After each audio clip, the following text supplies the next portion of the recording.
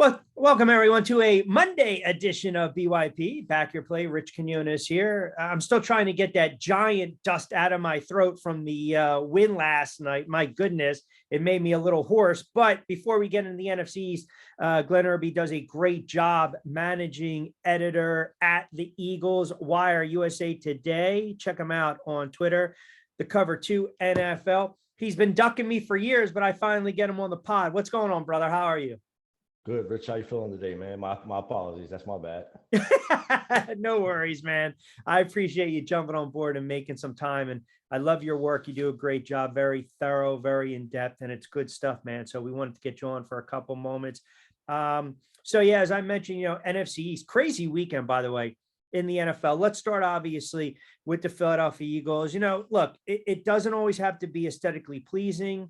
It doesn't always have to be dominating. You're going to have games where teams are going to go out and they're gunning for you, and they're going to want to try to take you down.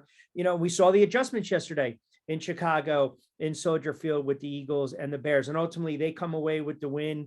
And listen, I want to get into Jalen Hurts first and foremost, because that was a game where I think a lot of people were ready to jump on him and say, how can you call this guy an MVP? And then boom. The light goes on, second half, boom, boom, boom, rushing touchdowns, 300 yards. The rest is history, as they say. Just give me your thoughts on, I guess, the emergence of Hurts this year. And I thought yesterday was the perfect case study where you have to let the whole game play out first.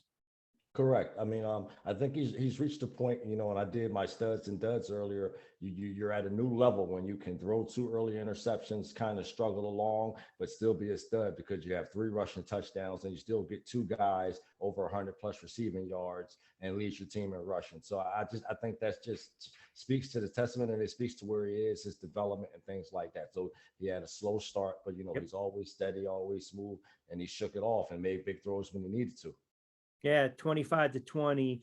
The Eagles win it by 5, bump up their mark to 13-1. And look, arguably, they are the best team in the NFC. You can argue in the NFL when they're hitting on all cylinders. I mean, look, it's not, I have to go back, and I'm still thinking to myself, man, how the hell did Washington beat them? Well, they were able to open up holes and run the football. And Chicago, to their credit, hung around. But that's what the Eagles are going to get over the next several weeks. That's what the Eagles are going to get when they go into the playoffs. Teams are going to be gunning for them. And you're starting to see the chemistry now with Hurts and Brown, which is really just a scary proposition for the rest of the NFL and some of these corners and secondaries from some of these opponents that are going to be facing. I get the sense that they needed A.J. Brown, right? I mean, you can talk about some of these moves over the past 5, 10, 15, 20 years in the NFL, but that's a wide receiver where you say for a young quarterback, we know the running game and your tight end is going to be your best friend, but now I've got a guy that I can, throw that 50-50 ball. I can have him go up and challenge the DB, go up and get it. And man, Brown is a physical friggin' freak of nature, and he's a big time threat right now for this Eagles offense.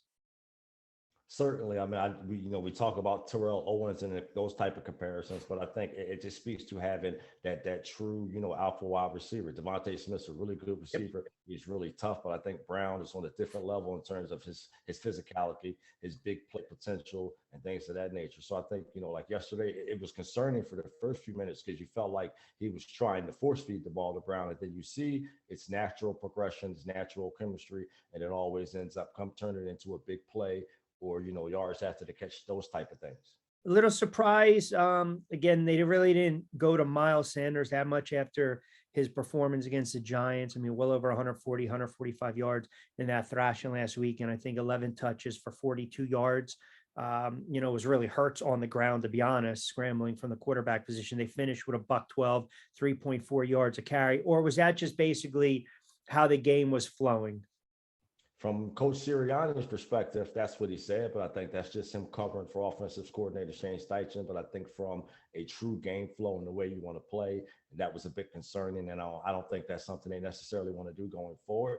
He's one of the top running backs in the league. You had Hurts taking shots he didn't need to take yesterday. So even if the running game's not working or you feel like that's not a part of the game flow, you still need to necessarily do it. So I think from that standpoint, that's something that they'll look to improve on. Talk a little bit about, for a moment, just the defense. And again, we always talk about these acquisitions, right? And I was clamoring, for the Giants to go out and get a player like Hassan Reddick. I mean, this guy is a game changer. He's got a high motor. He can drop back in coverage. We can see he can get to the quarterback. He's a pro's pro, if you will, good locker room guy, good veteran. How about the impact he's made on that defense? I mean, he's been unbelievable. I mean, I think at times I have him and James Bradbury tied for who has the biggest impact. But I think from his ability, especially yesterday, to get off the ball, turn that corner, get around the edge.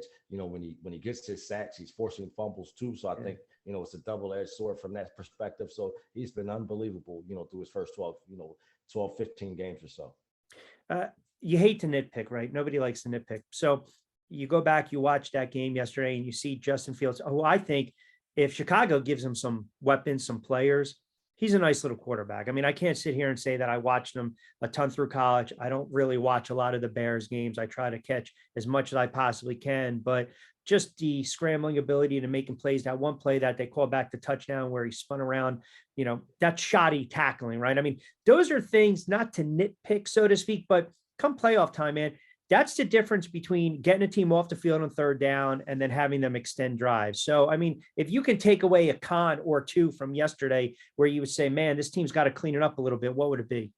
I think surely that. I mean, I think Jonathan Gannon has done a better job of being aggressive as a play caller and a defensive coordinator. So we can't necessarily nitpick on that. But I think if you look at Football Focus and in other graders, the Eagles are among the worst tackling teams in the NFL. So from a standpoint of going down the final 3 games of the regular season, postseason, and potential big games against physical teams, that is something to watch, and that could be a problem. But they are one of the worst, if not the worst, tackling team from a linebacker and secondary position in the league. Couple minutes again, Monday edition of BYP. Rich Quinones here at Rich QNQ. Don't forget to subscribe to the YouTube channel.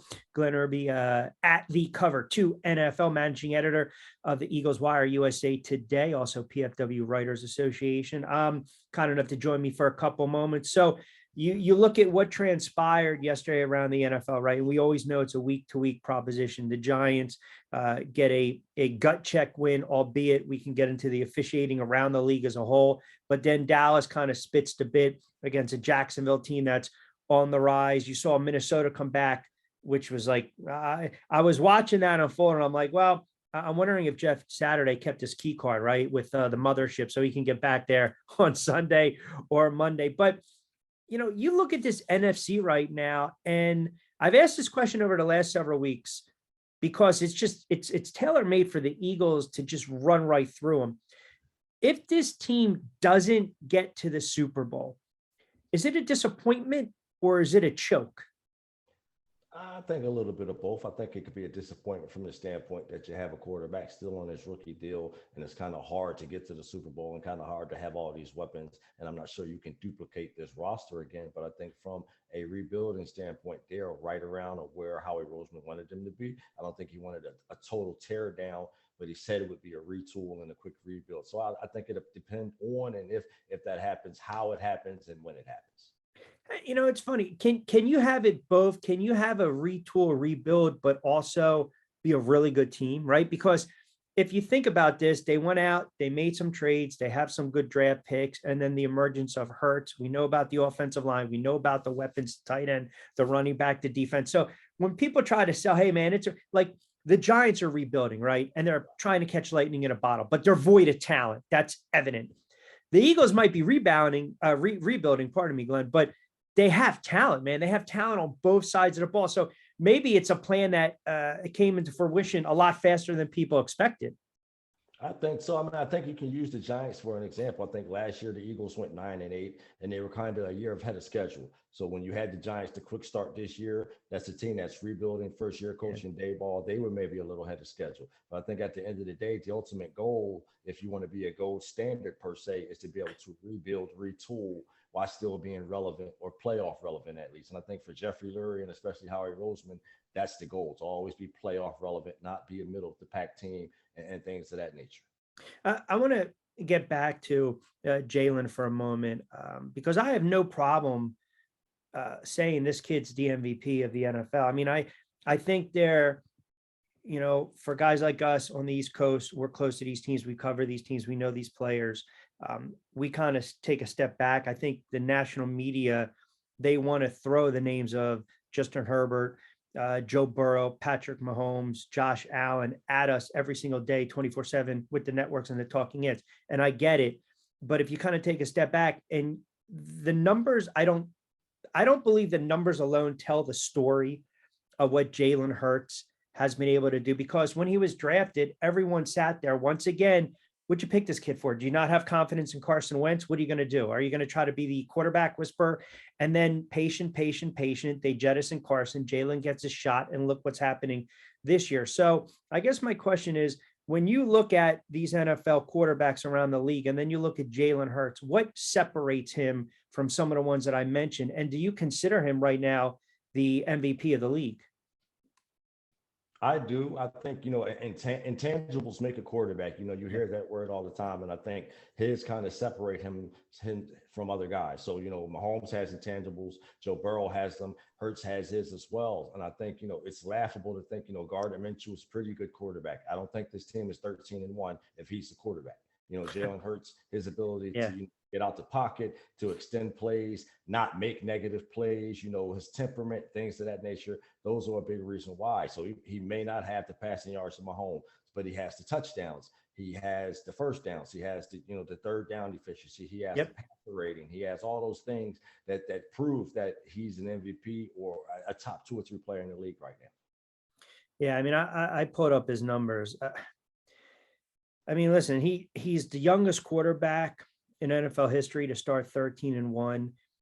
You listen to him. I mean, you're around, right? You see these guys. You listen to him during the press conferences. He's no nonsense. He doesn't have time for that BS. It's like, hey, man, talk about the opponent, talk about the team, like the outs. And I think that shows a tremendous amount of maturity. Look, if you go down to Chicago's probably saying to themselves, man, if Fields can turn into Hurts next year and we give him weapons, we're good to go. Like, if quarterbacks don't fall out of the sky, franchise quarterbacks. So everything is a calculated decision, right? And for so many years, we really got on Howie with some of the moves and some of the draft picks, but then he's a numbers guy. He knows how to manipulate the contracts, manipulate the salaries, make the trades that you turn around and you're like, oh my God, this guy's, fleecing people left and right. Hurts, if they go on to get to the Super Bowl and say win it, I mean, it would be a hell of a story. And look, they're a great team, and I don't care if the NFL's down, man. You have to play who's in front of you. Nobody's complaining about their opponents. Go out and just handle your business. But again, it speaks to what they're building in Philadelphia, right? Because a couple of years ago they were going to be a dynasty, and then you get the Super Bowl and it flames out. But now you blink and they forgot about that, even though they won the championship, they won a Super Bowl. And now all of a sudden they're like, hey, man, we really might have something cooking here. So I think it's a testament to how ownership is, obviously, how the GM is, and how all the pieces kind of fall into place. Yeah, I think so. I think it's a situation where, he's a good kid. I think him and Howie have had chemistry from day one. I think that's a part of the reason why he was so comfortable making the pick. I think that's a part of the reason why he was so comfortable moving off of Carson Wentz. So I think you have to give both guys credit. You have to give Hurts the tremendous credit for taking this offseason to retool his mechanics, improve his decision making. The quickness, his timing, and things of that nature, not escaping from the pocket so quickly. So, I mean, he's going to continue to get better. Again, he may not be the quarterback that Mahomes is in terms of improvisation. He may not have a cannon for an arm like Herbert, but the idea is you want him to make sound decisions. You want him to make if he can become a more athletic Drew Brees, the Eagles have won the lottery. And I think that's what you hope going forward, with the guys his size and things of that nature. You like him to not run more, but still be accurate, precise, and conscious of what he's doing in the pocket. Yeah, this is one of the things that, and I asked you this before we came on to record live. This is why I can't stand social media, because now you have like these unsubstantiated rumors that Hurts is hurt, broken collarbone. I've looked on all your guys. I don't see anything. I know you would have came on right away. You probably wouldn't even been able to come on right now because you would probably been doing an article on it. So that kind of like, this is the shit that drives me crazy. Like I know he got banged around a little bit here and there. Uh, is there any chance that he sits against the Dallas Cowboys? And I'm not saying injured. I'm saying, is there any shot that even though he got banged up, you pretty much have everything wrapped up? They're going to get home field advantage. Let's be honest, right? That Minshew plays against the Cowboys. No, I think the idea is to continue to be consistent. You know, it's a long season. It's still 3 weeks in the regular season. Then you'd have that bye week, so that's a month. So I don't think you necessarily want him going a month, close to a month and a half without playing. You know, in an important ball game. So I think that the idea is to wrap up the division, wrap up home field, beat a team that you haven't really had that much success against over the past few years, to beat them in their home place because you're likely to see them again. So I think at this point you want him to get him there, do the things he needs to do. You would like to be able to get him out of the game early, but I'm certain he plays. It's weird, man, because the line went from a point and a half to three and a half. You know this as well as I do. The line only jumps like that when a quarterback's out. I'd be shocked. I mean, I haven't heard anything, I know, I know, I know. so No, I'm totally shocked. I could understand in terms of still being able to get home field advantage and those things. So I think winning a division is important. I kind of think how you win it is important, and I think it goes a long way of telling how a team is going to do in the postseason. So the idea of backing into a division or going a month and a half without your starters playing seems absurd to me. But we've seen crazier things. yeah, and you don't want to speculate. You certainly don't want to speculate any of that stuff. The one thing though you do have to bring up is the fact that when he does scramble, he does take a lot of hits, man. I mean, we've seen it, right? Fields, Daniel Jones with the Giants, Lamar Jackson. I mean, it's the nature of the position, and that's just who some of these guys are, right? They just that unwillingness to want to get down right away and fight for that extra yardage. That can be a blessing, but it can also be a curse. I think it's a situation you see where sometimes his height and that becomes a disadvantage. And I think it's a situation where he ends up running, or a situation because he doesn't see a guy open. But they do have to figure out from a schematic standpoint, from a run pass ratio, RPOs, and all those things, how to have him not take so many hits in open field. And if you can run a screen or give the ball to Miles Sanders or do Yeah. something else, that should be the obvious choice. Yeah, it was still perplexing. Like again, you got Sanders coming off that big game. I mean, you can run the ball a little bit against Chicago. You know, I think they're going to be able to run the ball against Dallas. I think they're going to be able to run the ball going forward, and that's going to open up everything for that offense. And we see the cohesiveness from the offensive line. Two more again before I let you get out of here, and I appreciate it greatly. When you look at the NFC right now, and we're kind of seeing the struggles of the Dallas Cowboys. I mean, you're right. The Cowboys always typically win Super Bowls in June, July, and August. They've got a lot of chinks in the armor, man. They really do. That quarterback has not played well. I think he has 10 picks over his last 5 or 6 games. The offensive line doesn't look like that juggernaut it once was. You're milking Elliott to try to get the most of them. We know Pollard's a good back. They've got some weapons. The secondary at times is feast or famine. And then you got a game plan around 11 and Parsons. I mean, that's a beatable team. Minnesota's a beatable team. I mean, who can really go into Philly? And I think we're probably going to be on the same boat with this pick and beat the Eagles. I mean, I'll tell you who I think, and I think you'll agree. If they were 100% healthy, I would say the 49ers because of their defense. I think depending on how Purdy would play, they probably could still. But I think from a physicality standpoint, the weapons they have, the way they play defense, the way they rush the passer, they certainly be well equipped to do so. Yes. What's your overall when you look at Sirianni? Is describe him?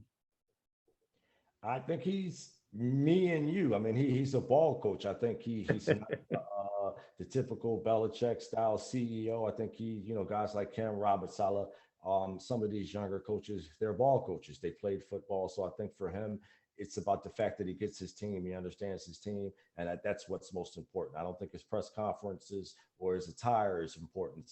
It's important that his team understands him and that he understands his team. And I think he has a lot of that going on. Biggest what the F moment over the weekend? Was it the Colts blowing that lead or watching what transpired between New England and the Raiders yesterday? I think a little bit of all three. I think that the Vikings coming back and then seeing what happened with the Raiders, strictly from a standpoint of you guys were tied. You didn't have to try to make a play. Like I understand, playing to the whistle, but You could have simply took a knee and went into overtime. You know what was crazy? I tweeted this about that play, and I didn't hear a lot of people bring it up. Chandler Jones basically whiffed on the tackle, and he gave up on the play. So he's not pursuing. So think about this. If he pursues, he's not in a position to catch that lateral.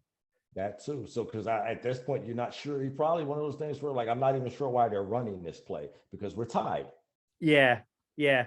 All right, let's go on this. That Hurts starts this weekend.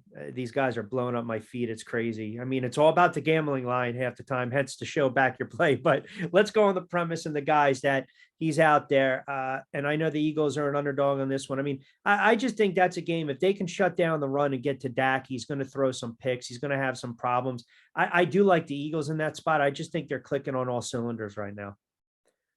Agree. I think the only shot the Cowboys have would be to, stack the line of scrimmage, let their corners play one-on-one and see what they can do in terms of blitzing and getting pressure on Hurts. But I think if the Eagles are able to come out and run, establish the line of scrimmage like they did in the first game, this can be over very quickly. All right, before I let you get out of here, give a pop. Where can everyone follow you, social media, all the work you're doing? Appreciate you having me on, Rich. You can find me at the Eagles Wire at usatoday.com, on Twitter and Facebook, social media, the Cover 2 NFL. I'm just a crazy week, Dallas week. Appreciate you having me on. Sorry for taking so long to come on, but it was a blast. No, man, I'm just breaking your stones. I really like your work. You do a fantastic. You do with Jacobs. Oh, thank you. Yeah, yeah. If we don't break balls, that means we don't have we don't want you on the show, man. So, like I said, we appreciate it, man. Keep it up. We're going to give you a file. We're going to get you on right around playoff time. But Glenn, appreciate it, pal. Be well. Appreciate you having me on, man. Thanks. All right, you got it. So there you have it. Yeah, he really does a fantastic job covering the Philadelphia Eagles. So check him out on social media. And Glenn's kind of like those no nonsense reporters, man. He gets to the heart of it right away. And I'm telling you, I am looking right now. I don't know where this is coming from with the Jalen Hurts. I don't know. I'm seeing right now that the line has moved. I don't know how much we want to put into that. I don't know. You never want to speculate, but like I said, I would really, if that's the case, I mean, look, the line moved 3.5. So that tells you maybe Vegas already knows, but Glenn probably would not be able to do the spot with me right now because he'd be covering it. There would probably be the presser. He would be making his calls, doing his due diligence, but I appreciate him making some time for us a little bit on Monday edition of BYP. All right, don't forget. So we got one part of our Monday afternoon done. We'll talk a little boxing on the other side, part 2, second portion of the show. Former heavyweight of great one, Monty Barrett's going to join us. And then we'll kind of give you the lineup the rest of the week on social media at Rich Q&Q. Check me out on the YouTube channel, Rich Q&Q. Smash that button, subscribe, like, share, comment, tell your friends. We love the feedback. As always, we will talk to you guys a little later on, but appreciate you tuning in to a Monday edition of Back Your Play.